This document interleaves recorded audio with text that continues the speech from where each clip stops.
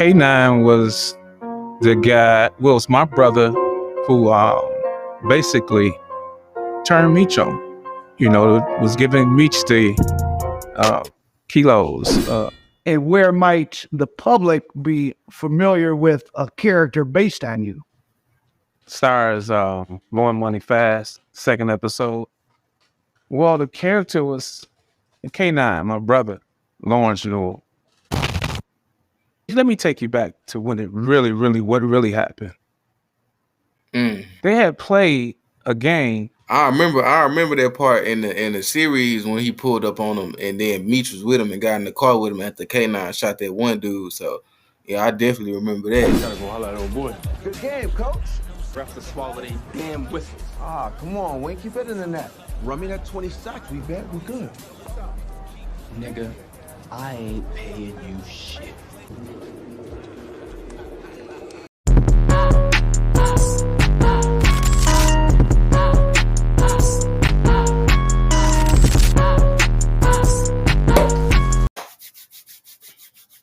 What's up with it, man? It's your boy ShortMaster214 back at y'all with another reaction video. So I got that boy K9 up in here. I know y'all know K9 from the BMF series. This documentary is basically explaining his character from Al Prophet. So let's get into it, man. Let's see what he got to offer, man. K9 was the guy, well, it's my brother who basically turned Meech on. Was giving Meech the kilos. Alexander Newell. And where might the public be familiar with a character based on you? Stars Blowing Money Fast, second episode.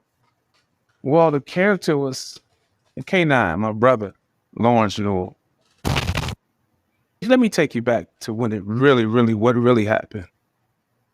They had played a game. I remember that part in the series when he pulled up on him, and then Meech was with him and got in the car with him after K9 shot that one dude. So yeah, I definitely remember that.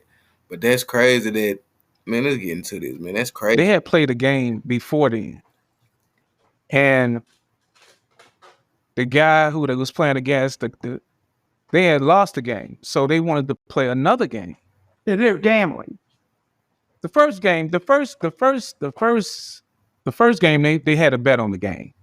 But the streets and the talk was that they bet all this money, $50,000 on the basketball game. That wasn't true.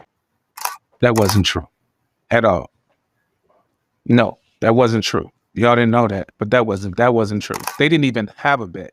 And because they were doing some street business together. Absolutely. And so that means K9 was probably serving every gang that was in Detroit around the time. If he had the kilos, he was probably serving every gang. YBI, he was supplying Big Meech and them. So yeah, he was supplied. What happened was, it was a guy on the opposite team asked my brother, can he play with him? This was the second game, which they didn't have. They wasn't betting on this game. They bet the first game. My brother won. So they come back, they play again. The guy, I don't know his name, but he asked my brother, can he play on his team? My brother let him play on the team. So the game started. The other guy, everybody know who the other guy is, 50. Everybody know who the other guy is. God, 50. Yeah, shout out to 50. They play in the game. My brother team is winning. They get to talking, basically. The guy that's on the team, that he let on the team from the other team, they get to talking shit with 50's boys in the stand. There's one thing you don't do, man, is talk that smack during the bet, especially when the man bands on bet. That's when it's gonna get out of hand. Guns gonna start getting pulled out, because you know how some people egos be. So yeah, man, that's definitely a no-no. And they got a little rowdy. So they got somebody threw something and I guess hit him in the head and he was bleeding. So they called the game off. And as they was walking out, my brother asked the guy, what happened? He's like, man, one of them hit me. So my brother told Steve, said, man, why don't you get your people? That ain't for me and you. That ain't for me and you. Man, that ain't for me and you. So the guy, 50, according to my brother, he said, you go too, nigga. And at this time, that had to be kind of shocking because your brother was feeding this guy, or he was one of his sources. He had came through a couple times. He wasn't working for him per se, but he was cop for me a few times, I believe. So what I'm thinking is he said something out of pocket to K9, and he probably owed K9 some money, so that's probably why he shot him. Large scale, cashed out. And your brother's operating now. If somebody come and saw your brother, they were spending $100,000 and up. Yeah, I would say that. Yeah, and on the way out of the gym,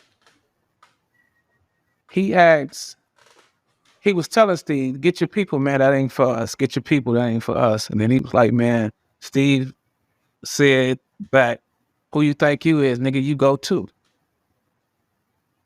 Now that's the true story right there.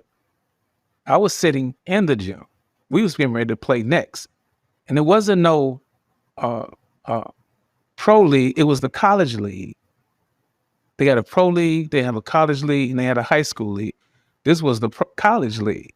It wasn't he had people on his team, nothing like that. No, it wasn't like that. Well, some of these guys did go to the NBA. Yeah, he did. They did, but they potential pros. They end up going to the NBA.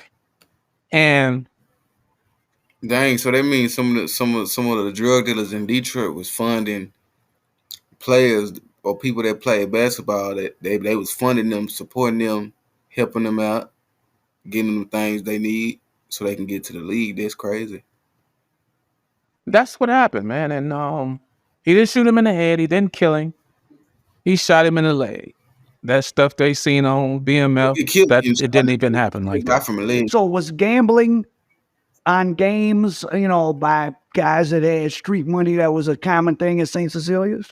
It was a common thing in all gyms. Not just at St. Cecilia. It was common at Brewster.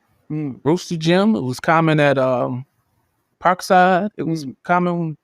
That's what we did. We gambled. Yep. We gambled every day, all day. When I came home from school in 1985, my brother had a after-hours joint on Shane and near Matt. And it was down the street from the 19-hole where Demetrius had his after-hours joint. His kind of headquarters. Yeah. And it was down the street from Stokes. Stokes had an after-hours joint down the street. It was three of us. Three after-hours joints on the street, on Shane. And everybody would come through.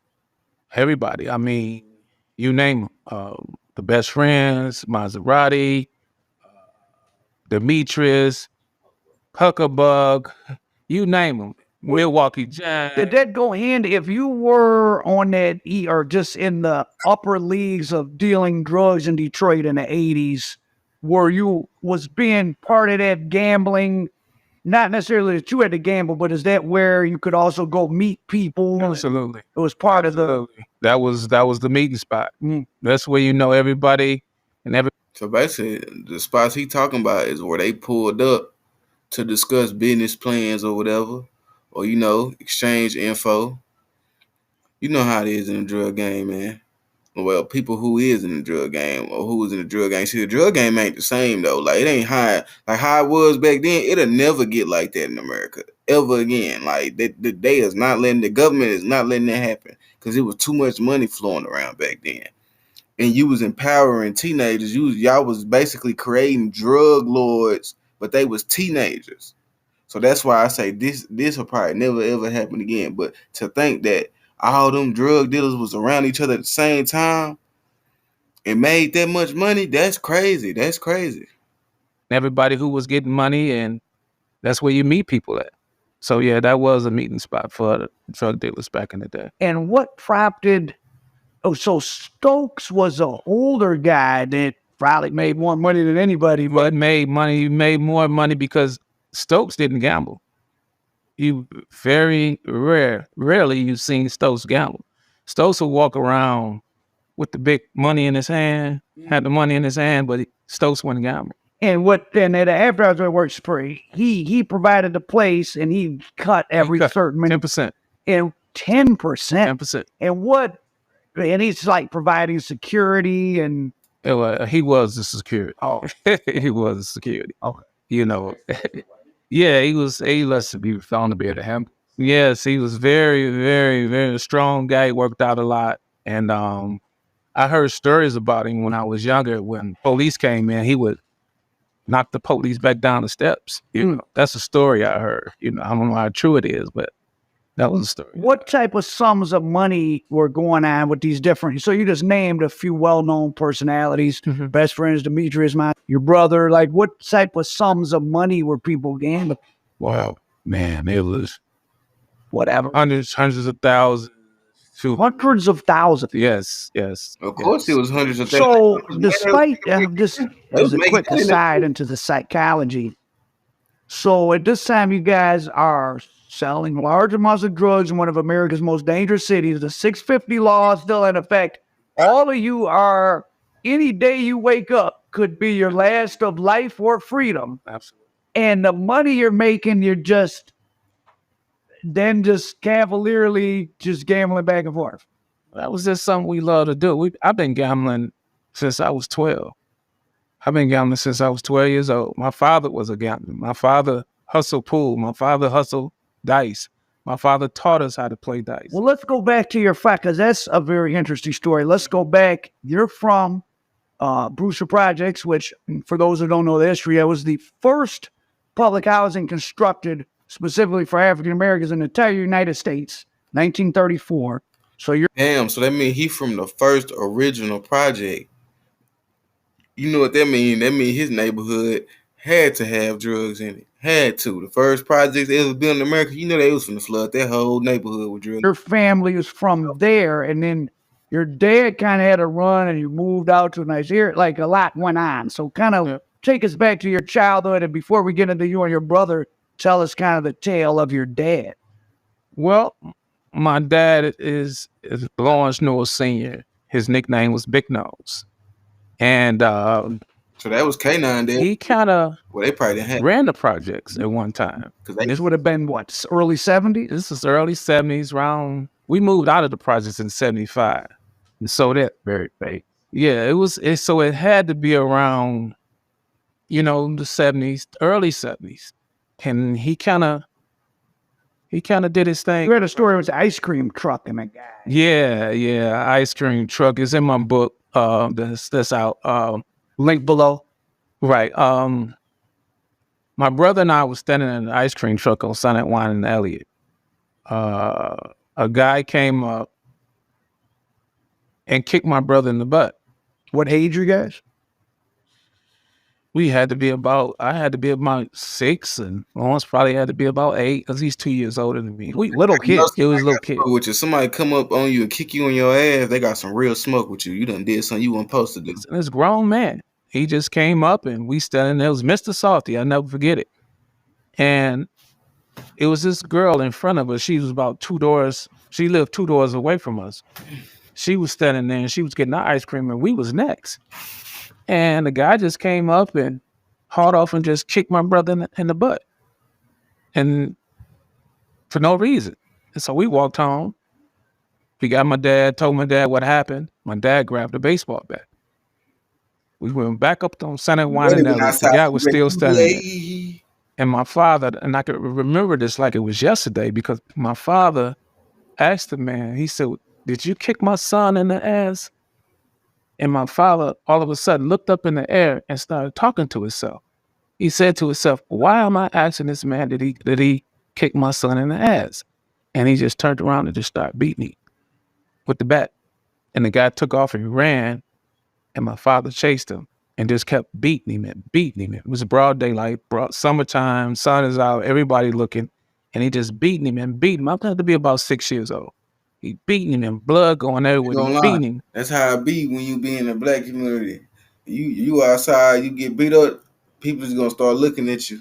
They gonna be in shock like they ain't never seen something like that before. Instead of stopping the fight, just gonna look at you, deliver some damage. And he beat him so bad. The bat was a wooden bat. The sound of it sounded like it was plastic to me. And we just walked off and walked home. And when he started yelling, Yeah, it Brody was got like, beat with a plastic bat. don't nobody That's fuck with tragic. my sons. Nobody. Just kept repeating it and repeating and repeating it. And I'm on one side, Lawrence on one side, and we went back to the house.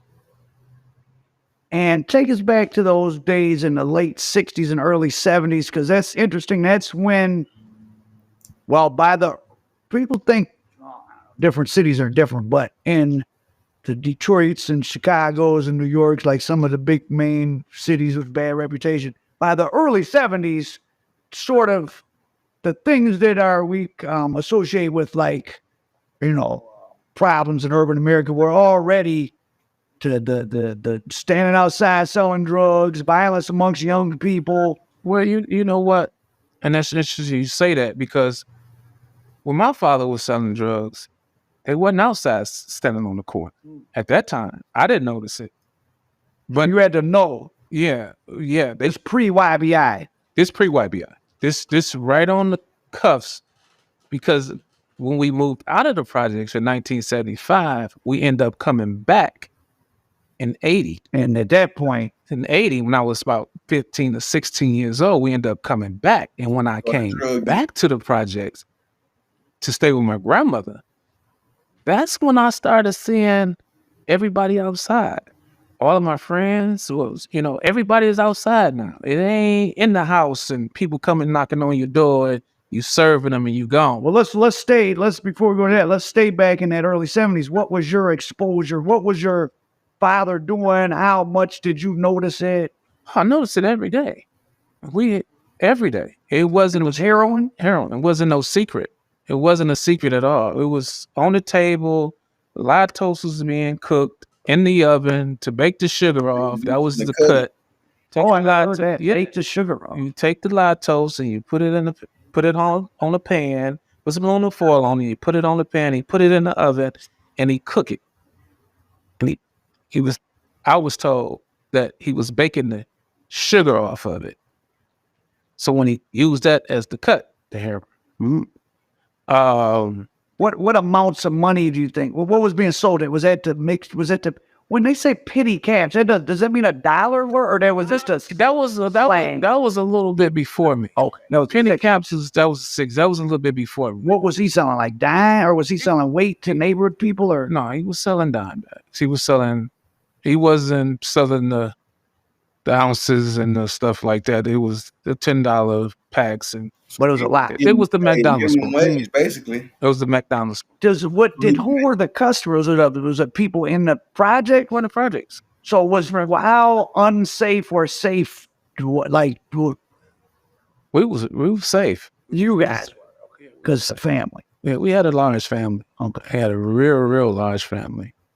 And it's to be doing something in the projects, probably you had to be from a certain one of those large families or have a certain reputation. I would say that you had the Nelsons. They was pretty. Look, I'm gonna tell y'all how most of the people that was around his age got into the drug business. They got into the drug business by working for somebody. They didn't get in the drug business with their own money. They had to get in it by working for somebody. That's how they learned how to do what they learned how to do. That's how you learn how to cut drugs. That's how you learn how to sell it, how to package it, how to avoid the law. You have to learn this stuff from somebody who already been doing it. So most of them, when they was 15, 16, they was workers, bro. They used to work for somebody. And they stayed directly across from us. Up the roads in Gray. That's right. They stayed directly across from us in the projects. We stayed on this road. They stayed on the road right between where the monkey bars. So that matter of fact, I just seen his son the other day. How bad were the projects like in 1971 or 2? Was it already pretty unsafe? Were people? The projects wasn't all that bad. Or everyone knew each other. Everybody knew each other. It wasn't that bad.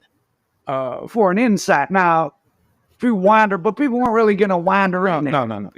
Look, the projects really didn't get bad until crack hit. Once crack hit, that's when it was bad. Look, it was already, Detroit was going to already be bad anyway because of all the drugs that was going on. Drugs equals gangs, equals territory, equals people being territorial. So what they're gonna do is once one block money starts slowing down because another block got a new shipment in, they finna go to war about that. I'm telling you, that's how a lot of violence get started and a lot of beefs. When There was no reason to be in there. if you wasn't coming down there, you wasn't wandering through there. I didn't see where some people was wondering and they didn't They wandered too far. they didn't fare too well. I didn't see that happen. So no, it wasn't that type of party then. You know, you actually had to know somebody to come down there. Especially if you was coming down there to try to work. You was trying to move something. Yeah. It's best that you know somebody. And that person that you know should have a reputation. They get to have company. Right. And let's just talk about the general milieu of Detroit back then. I mean, there was about more than twice as many people within the city limits. So in 1970, there was 1.5 million. There's about 620 now. I mean, almost more like triple the people, really. So there was a lot of people downtown. The Brewster projects were just east of downtown, and the Jeffries were just west. Those were two of the larger public housing complexes in the country. Those were like the size of the big Chicago and New York ones. A lot of people near downtown. You're talking about that Shane area. A lot different. What was that old downtown Detroit kind of a contained, like what was life just in general? Like, where'd you go to school? Did you go to school? Like, was the school in the projects? Did you venture much afield? What was it like? No, we didn't too much as a child. We didn't too much venture out of the projects. I did. The school was basically right across the street. You had the Lincoln Elementary School. You had Spain, which connects to Lincoln Elementary School. I was unfortunate to go to Spain because we moved out, but I went to Lincoln, and Lincoln was elementary school. Projects was cool, man. I mean, everybody knew each other. Everybody got along. You know, I think the problem really came in is when the crack came. Yep, I told you when they. So let's go. How did your father get you guys out of the projects, and where'd you move to and all that? Well, he made enough money where he bought a house. Where at? 7 Mile and Burt Road. Which back then was what? Like being in the suburb? Yeah. It was, he paid cash for it. He paid cash for the house. It was in his brother's name. His brother was a manager, a supervisor at Ford, and they ended up moving to Oak Park. And See back then, you can get a house for like what, $10,000. Go try to buy a house now. A house like $200,000, $300,000, bruh. Inflation is killing this economy, bruh. Like, I don't know what the hell these corporations done did out here, but they need to fix it because, bruh, like even back then, a car was like a couple $1,000s. A car wasn't even that expensive. Now a car is like anywhere from like $15,000 to $30,000, bro. For real. Like, that's crazy. And my father moved on 7 Mile and Burt Road, right across the street from Lawrence McKinney. And what age were you then? It was 1975. It was June of 1975. So I was born 64. So I had to be about 11, going on 12. And was that like exciting for you? Called yourself? And it was crazy. I thought. So you went from like a little 2-bedroom apartment, to a 3-bedroom. The house was with a backyard and everything. But it was when we moved out. The day we moved out, we took 75 freeway all the way to 7 Mile. We took 7 Mile all the way down to Burt Road. Well, that's probably when they realized how big Detroit. No, Detroit's a big place. That's a long drive. I actually thought we had moved out of town. Going from 75 to 7 Mile to Burt Road is a long, especially for a kid. That probably feels like you're in Ohio or something. I was 11 years old. We took 75. We took it all the way to 7 Mile. Came up at 7 Mile. We took 7 Mile all the way down to Burt Road. 7 Mile was probably pretty nice the whole way. back then. Yes, it was lovely. It was a beautiful place. And I actually thought we had moved out of town. And how long did your guys what was life like over there? And I hated it. oh, why? No, your friends weren't there? It was so much. It was different. Nobody outside. Is hot. You come outside, it's nobody else. No community like no community. No neighborhood that they the moved projects. Drug infested. Everybody is out. I mean, we on the monkey bars, we riding go-karts, we playing basketball, we doing everything from sun up to sundown. We moved to 7 Mile Bird Road. We cutting grass now.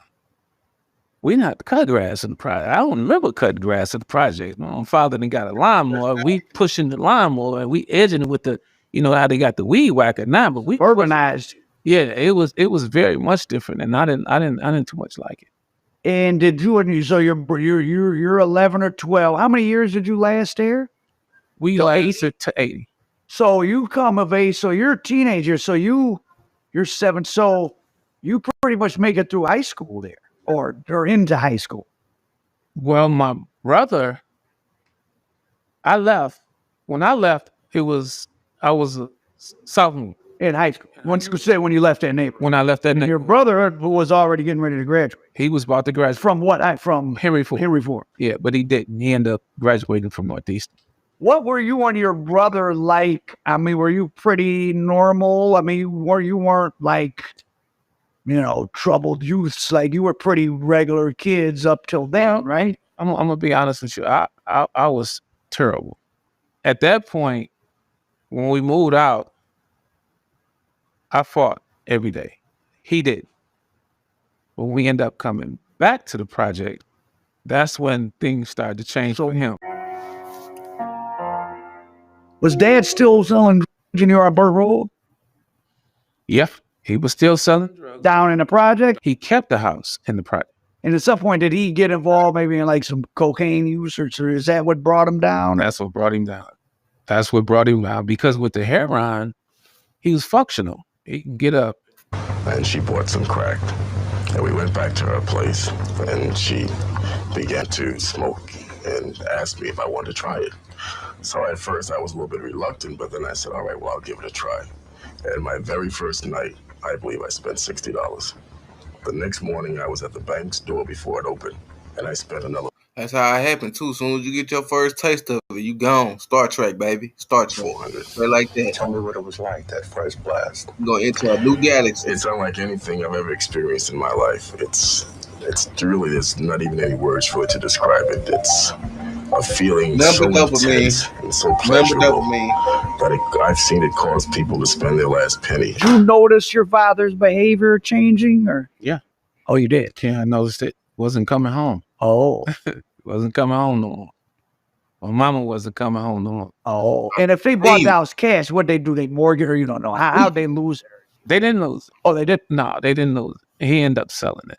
Like I said, that crack came, which at that time, it was called freebase. But it's pre-crack. Pre-crack, really. Yeah. It was really expensive. Cocaine. Yeah, it just tore our family apart. That's how I end up going back to the project, staying with my grandmother. And the projects had a different atmosphere at this point. Oh yeah, it was totally different. It was totally different. It was totally different. It was crack. In terms of violent crime, the city of Detroit led the federal list. There were more car thefts in this auto capital than in any of the other major cities studied. More burglaries, too. 80% of the commercial establishments.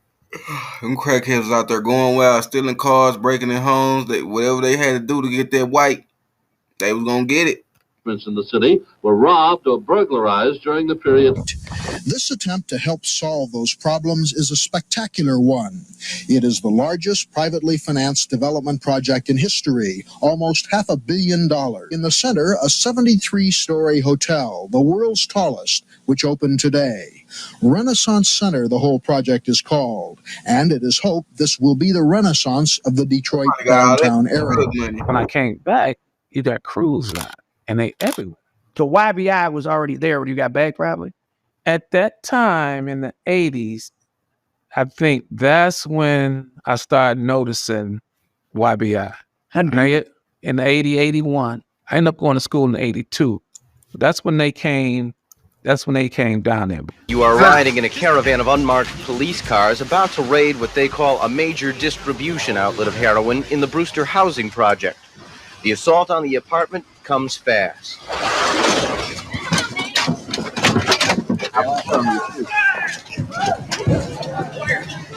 Ain't nothing for you to see in here, you understand? So just keep your head right there. Don't look around. But I wanted to say this. You know what I wonder? I wonder how much taxpayers' dollars that they wasted breaking or tearing down people's front door looking for drugs, and there wasn't no drugs inside of the house. I wonder how many times the police department done did that and wasted millions of dollars. Like, for real, for real. I wonder how many times, like, y'all wasted some money breaking into a house that you thought had some drugs in it. This didn't come down to the projects. They came down there with some gangsters. That was already in there. That was already there. They came down there with some gangsters. Then it's just Papa Dupree, to name one, and Nuke Brown, to name the other. They came down there with some people that was holding their own at the time. They just didn't. I couldn't go over on Dexter and pull my sack out. I would know somebody over there to do anything. It was the same everywhere. You know, you just can't. You'll be a fool if you did. You know what I'm saying? You'll be a fool. So when Papa was cool with Butch. From prison, probably. Prison. And I think Nuke was cool with Raymond. Were the different crews kind of at odds, or were they? Well, I didn't, you don't know. To be perfectly honest, I didn't know the different crews. All I knew is that when I first noticed them, it was YBI. Okay, so they were. I didn't know the difference of who crew and who this. And any experiences like just one last thing in the 70s, like with the Earl Flans, BKs, any of that scene, or was that not in the projects? Even in so-called normal times, Detroit has one of the highest crime rates in the country. Now, a weekend attack by hundreds of youth. Now they have banded together and are staging mass attacks. They stopped a rock concert at downtown Cobo Hall last weekend. There were beatings and robberies. One woman, 47 youths arrested. No, that wasn't in the projects. The projects, we didn't have games. That's that one building that Big Meech pulled up in on the series. When they pulled in, they had gotten into a fight and they started stumping some people out in the building. Yeah, that was the same building right there. You were your own. No, we didn't have gangs. The projects they didn't exist. I remember this one time. It was a guy by the name of Bobby Deal. He was from Chicago. And he came to live with his kinfolks. He was older than us, a little older than us. And he came to live with some people, with some of his relatives. It was in the 70s or 80s. This was in the 70s. When you were young. When I was younger. And he came and he tried to start that. Gangsters Disciples, and with us. I remember it clearly. It just didn't. We didn't take. Wasn't no gang. This quiet-looking street is the dividing line between the city's two largest gangs, the Black Killers and the Errol Flynns. Youths blame the gang violence on unemployment. He shouldn't. He tried. It just couldn't for nobody. Earl Flynns and the BKs weren't going to come in the projects. And if you guys, the projects was so big and kind of was self-contained, you didn't need to go anywhere. So you weren't. Everything was right there. When my father started using when he started smoking or whatever, the freebasing or whatever he did, and our situation was going down, and he had stopped coming home, my mama had stopped coming home. Me and my brother was living there, but we were still going to school. And at this point in our life, my brother Lawrence had started selling weed, started selling joints at school for us to eat because we didn't have nothing to eat. The lights was off. You know, we had to sleep in the back room. My father wasn't coming home. My mama wasn't coming home. So that's what he did. He sold joints. He started selling weed. He was on the basketball team. He got kicked off, and then he started selling at Henry Ford. And he started giving me money. So that means that's the beginning of how K9 started selling drugs. He started seeing how his mom and his daddy was strung out. They ain't had no income coming in, the lights cut off, so you ain't got no choice but to do crime after that. So I can go to school. We see our mother and them. We might come home. We see them. They gone. We might back and forth, back and forth. So when we get back down to the projects, we always gamble. My father taught us how to do it all. He taught us how to payroll. He taught us how to knock tea. How to do what? Knock tea. What's that? That's when you have two pair of dice in your hand. I can have 2 pair of dice in my hand and playing you, and you wouldn't even know I got 2 pair of dice in my hand. What's it called? Knock tea. Like, how do you cheat that? Like, what? The dice is... Oh, one's loaded. One's crooked. Oh, okay. And so you're picking, I'm shooting with the regular dice. No, you're not shooting. Okay. I'm shooting. Okay. And I can have one cuff here, and I could pick them up, and I knock them. Oh, and switch them. And switch them. And I can hold them, the other 2 pair like this. You standing there, and you could never see those 2 pair of dice. But it was a way where we did it. When Dad taught you that as like a trade. Yeah. And I used to get a mirror. I used to get a mirror, and I used to put it up against the wall, and I used to get on my knees, and I used to practice in the house, picking them up, switching them, and I could see in the mirror if you could see them in my hand. He taught us how to do that. He taught us how to shoot pool. He taught us everything. He taught us how to shine shoes. He taught us how to shoot pool. He taught us how to hustle dice. He taught us about the mark cards. He taught us everything about cards. He taught us about everything there was to us. General street. So like if you had to make it, that's how we made it economically. Like you knew how to do hard work, but also could cut a corner too. Well, we never did hard work. Oh, we never. Well, you said shine shoes. Well, we shined shoes one day. Oh, okay. We shined shoes with it. And that's in the book. That's in my book. You got to read it. We shined shoes one day, and that didn't go so well. And he taught us how to shoot pool. We had a pool table in our basement, and he shot it. They used to take us up to the pool room. My father used to take us to the pool room, and we used to gamble at 7 and 8 years old. We used to gamble against other street guys' kids. We was their entertainment. We used to gamble thousands. They used to bet thousands of dollars on us as kids, shooting in the pool room against the other kids. As an adult now, looking back, like that was their entertainment. It was their entertainment, man. Kid is kid. That was their entertainment, man. That was 2 hustlers, 2 boss dog hustlers in the Brewster projects. They going at each other, and they brought us into it. And here we is in the pool room at 8, 9 years old, gambling against their son. Okay, so they should. I'm sure they're in the book. You get the detail in that a lot. Okay. So for those that want to really hear about that, click the link. Well, sources say they confessed to the robbery and murder of a French street artist who was visiting Detroit. This is our first look in a courtroom of the 3 young men accused in the beating, robbery, and killing of Bilal Bareni. The 23-year-old street artist from France was visiting Detroit last year when he was murdered outside the abandoned Brewster projects. Police say Bilal was skateboarding on the basketball court when the 3 young men and a then 13-year-old boy, all reported members of a gang, allegedly launched their attack on Bilal. The youngest defendant, who is now 14 and being prosecuted in juvenile court, reportedly told police that they were out murking, a street term meaning they'd set out to randomly murder someone. I went to college in 1982. You get a scholarship. Basketball scholarship. I graduated, never forget it, June the 15th. I was on the plane June the 16th. The next day, the coach didn't want me to stay. How much of it were you possibly like NBA possibility? I mean, it's hard to come out of high school, but like, did you think that was the goal? Like, was it real? Like, was it possible? So you're saying, did I have the talent? Yeah. I believe so. Okay. Yeah. Oh, you were all set. Oh, okay. I was one paper. I was second team all city. Oh, okay. Free press news. I was second team all city. The other paper. News. The news. I was third team. Oh, okay. That's in high school though.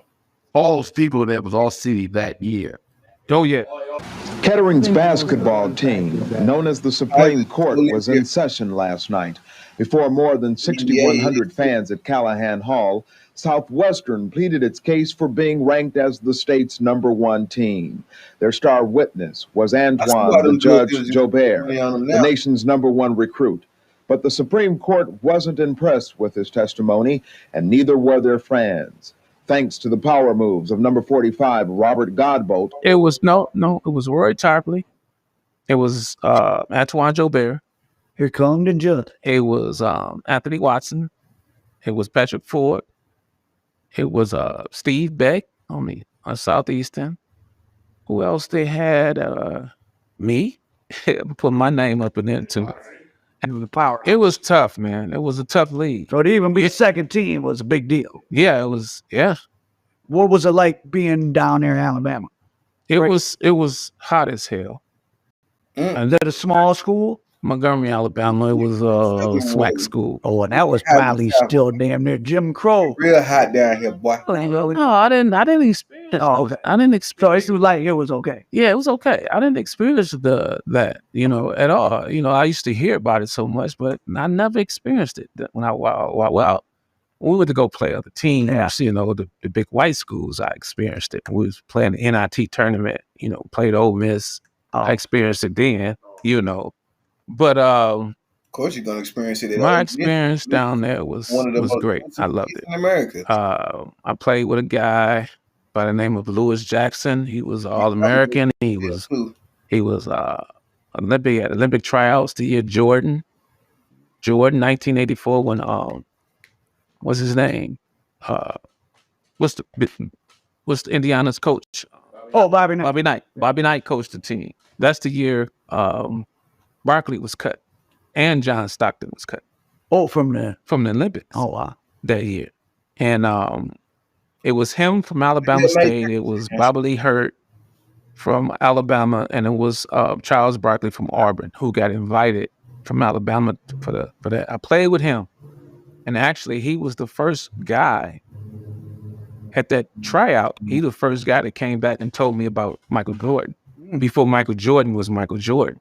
He came back and he was like, "Hey, you ain't gonna believe this guy Michael Jordan. He got the quickest first step in the world. I couldn't check that motherfucker. He just hit me. I couldn't check him. So I was like, damn, who was this Michael Jordan guy? Who is this Michael Jordan guy? You found out who he was. But it was lovely, man. I loved it. I had a great time. The GOAT. But me and the coach, we had some odds. I don't know. He wanted me to snitch, Oh, what? You ain't gonna believe it.